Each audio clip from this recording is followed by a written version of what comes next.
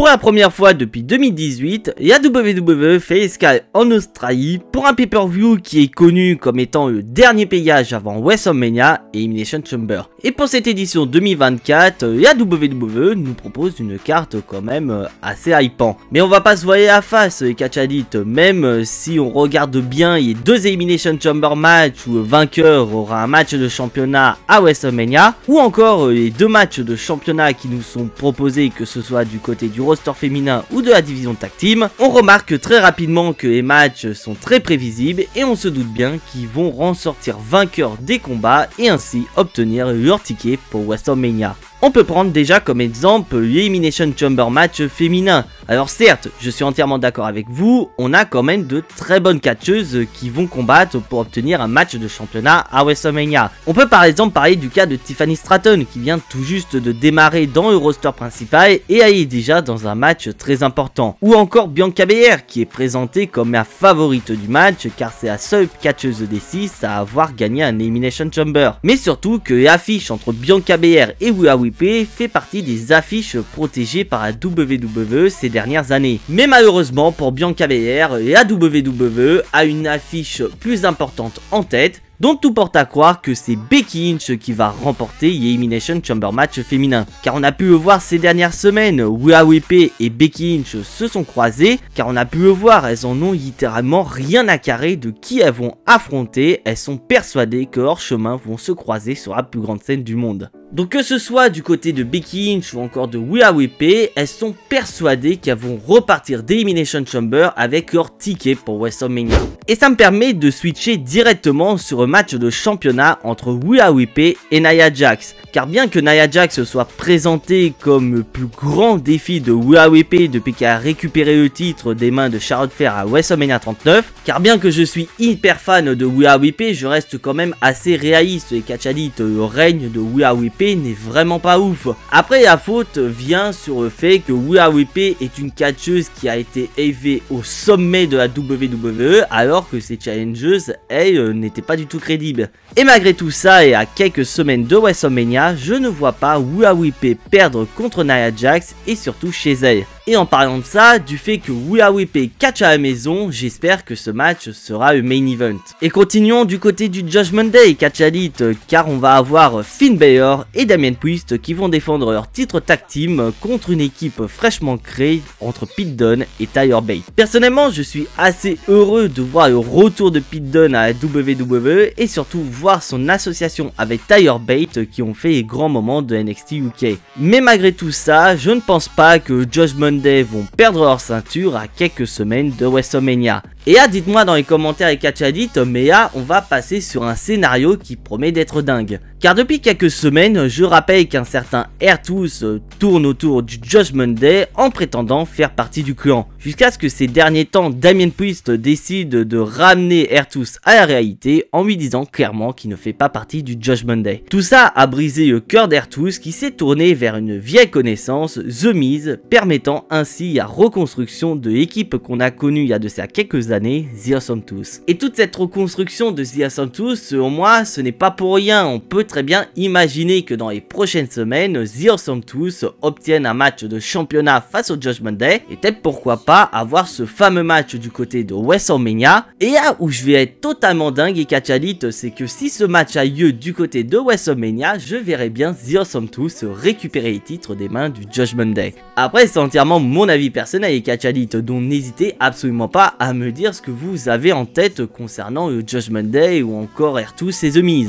Et avant de passer au dernier combat qui semble être le main event de cette Elimination Chamber 2024, il ne faut pas oublier qu'on va assister à un Grayson Waller Effect un peu spécial puisque Grayson Waller va accueillir en invité spécial nul autre que Cody Rhodes et Seth Rollins.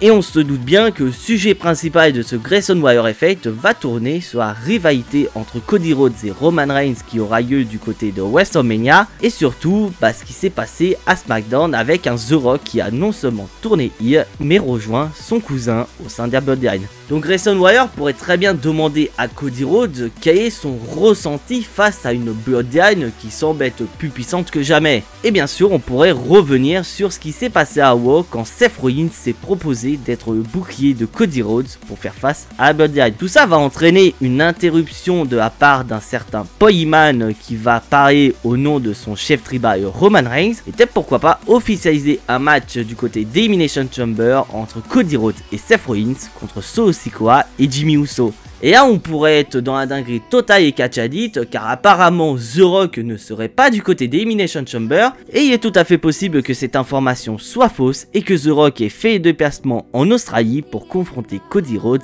et Seth Rollins. Et The Rock pourrait proposer le match qui est susceptible d'être main event de la nuit 1 de WrestleMania, à savoir un match par équipe opposant Cody Rhodes et Seth Rollins contre The Rock et Roman Reigns. Personnellement je suis pas vraiment fait à cette idée d'avoir ce match tag team en main event de la nuit 1 de WrestleMania, car selon moi le match qui doit être main event de la nuit 1 de WrestleMania c'est Seth Rollins contre le vainqueur de Elimination Chamber match. Et justement les catch addicts, il est temps de parler de cet Elimination Chamber match qui, comme l'Elimination Chamber match féminin, nous avons droit à de sacrés noms qui vont rentrer dans cette cellule d'élimination. Déjà on a un certain Randy Orton qui avec cette participation va rentrer dans l'histoire de la WWE en étant le catcheur qui est rentré le plus de fois dans Elimination Chamber, à savoir à 9 reprises pour une victoire en 2014. Mais malgré tous ces noms là, tout comme l'Elimination Chamber match féminin, le résultat est ultra prévisible. Car tout porte à croire que la victoire va être décernée à un certain Drew McIntyre, car on a pu le voir ces dernières semaines, Drew McIntyre est littéralement le catcheur qui a été mis le plus en avant. Car faut pas oublier que c'est certes de manière involontaire il a blessé CM Punk, mais la WWE a décidé d'intégrer cette blessure dans la storyline en nous proposant un Drew McIntyre qui se vante d'avoir libéré la WWE de la présence de CM Punk à WrestleMania. Et de plus, Drew McIntyre monte en puissance en allant chercher des victoires très importantes contre Sami Zayn ou encore cette dernière semaine à Raw contre un certain Cody Rhodes. Et personnellement, je vois pas l'intérêt de faire monter Drew McIntyre en puissance si ce n'est pour lui donner la victoire à Elimination Chamber pour aller affronter Seth Rollins à WrestleMania. Après, je vous cache pas, c'est vrai qu'une affiche Randy Orton-Seth Rollins pour le titre World Heavyweight à WrestleMania 40 est assez accrocheur. Mais avec toute cette construction, je pense clairement que c'est Drew McIntyre qui va remporter la victoire et ainsi décrocher son ticket à WrestleMania pour affronter Seth Rollins pour le titre World Heavyweight et peut-être pourquoi pas finir son histoire de son côté et de devenir champion du monde devant du public sur la plus grande scène du monde.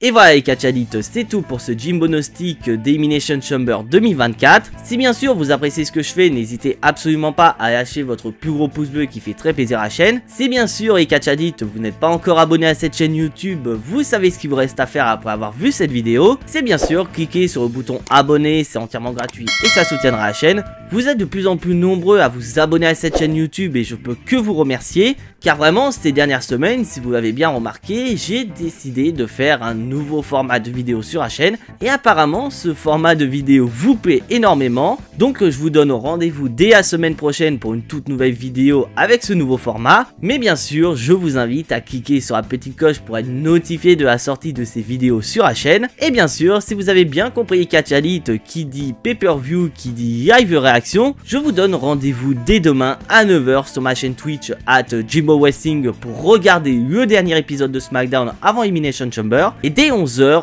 on repart pour le live réaction d'Elimination Chamber. Donc comme d'habitude je serai accompagné de l'équipe habituelle mais malheureusement sans Diane puisqu'il y a un empêchement. Mais je vous réserve une petite surprise et catch addict car on va avoir un invité spécial durant ce live réaction. Et cet invité spécial n'est nul autre que Wiz. Alors oui je sais ce que vous allez dire les catch addicts, c'est probablement du chiquet parce que j'avais déjà annoncé l'arrivée de Wiz pour le live réaction du Royal Rumble. Mais malheureusement Wiz a eu un petit problème personnel donc il n'était pas présent pour le live réaction Royal Rumble. Mais voilà, je vous rassure les catch addicts, Wiz m'a bien confirmé qu'il sera présent. Donc vous savez ce qu'il vous reste à faire, rendez-vous à 11 h du matin sur ma chaîne Twitch. Mais en attendant, n'oubliez pas le plus important, soyez tous très fiers d'être des catch addicts. C'était Jimbo et à la prochaine.